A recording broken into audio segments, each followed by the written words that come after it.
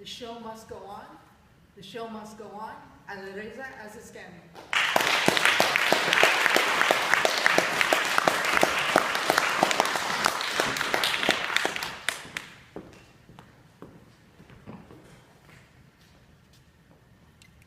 She passes me by and gives me the most beautiful smile. I can't stop thinking about her. I go back to the same place at the same time every day for 2 weeks. Whenever I see her, my heart skips a beat. I'm addicted to her smile. It was the summer of 2000. I had just celebrated my 17th birthday. I finally get the courage to approach her. Hi, this is my number. Would you please call me? She takes it. No words, just a smile. There were no cell phones at that time. I had to camp next to our home phone and anxiously wait.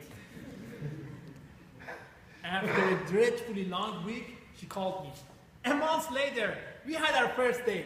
I was the happiest boy on the planet. Proudly told everyone that I had found the love of my life. Every day for 6 months, I woke up thinking about her. I went to sleep dreaming about her. One day, that sweet dream turned into a nightmare with the words, "We need to talk." We need to talk. I've never liked that sentence.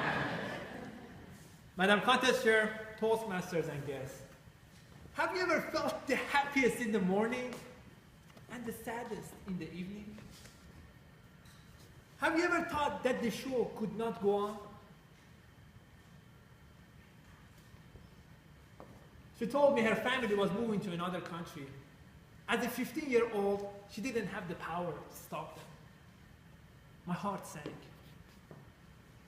She said, no matter what, we will always love each other, and one day we'll be together again. She gave me these 2 stones and asked me to keep them until we were reunited. She said the pretty one was her and the fat one was me. Whenever I missed her, I should rub them together like this. That was 16 years ago. I still vividly remember that day. It was the last time that I saw her. In a single moment, happiness turned to despair. I was on the mountain peak, then suddenly found myself at the bottom of the valley. I was diagnosed with severe depression. I wasn't ready for what life had thrown at me. And I don't feel ashamed to say, I even thought that the show could not go on anymore. One day, my mom came to me in tears. I'd never seen my mom cry before. She took my hand and we were silent for a long time. The silence was finally broken when she said, "How do you feel, big boy?" I turned my face away. She said, "You know, Ali, I was 14 years old when my dad told me that I had to marry your father. I was a child, still playing with my friends. What did I know about love and marriage? Within a year, I was living with your father. In the 1960s, the first thing expected from a married lady was having a baby, but I couldn't have one. I visited all the doctors in the city, but no one could help. Your father's family blamed me for being infertile. Even your dad threatened to divorce me. My biggest wish was to have a baby. I finally got pregnant after 15 years of torment. I gave birth to a son. He was the love, pride, and joy of my life. 3 years later, your brother was diagnosed with cancer. Those short, blissful years soon turned to deep sorrow when he passed away. The doctor recommended having another baby to help put that tragedy behind us. A year year later, I was pregnant again. This time with twin boys. We were ecstatic. That happiness was short-lived too. Your twin brothers died of a blood disease within a year. Your father and I refused to lose faith.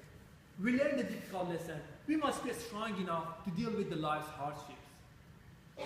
We had 4 lovely kids after those tragic years. You and your siblings gave us hope for the future. My mom's story moved me. I felt ashamed of the way I handled the end of my teenage romance. That day, my mom made me promise, I hit you in the head with a brick. Don't lose faith. Remember, always, the show must go on.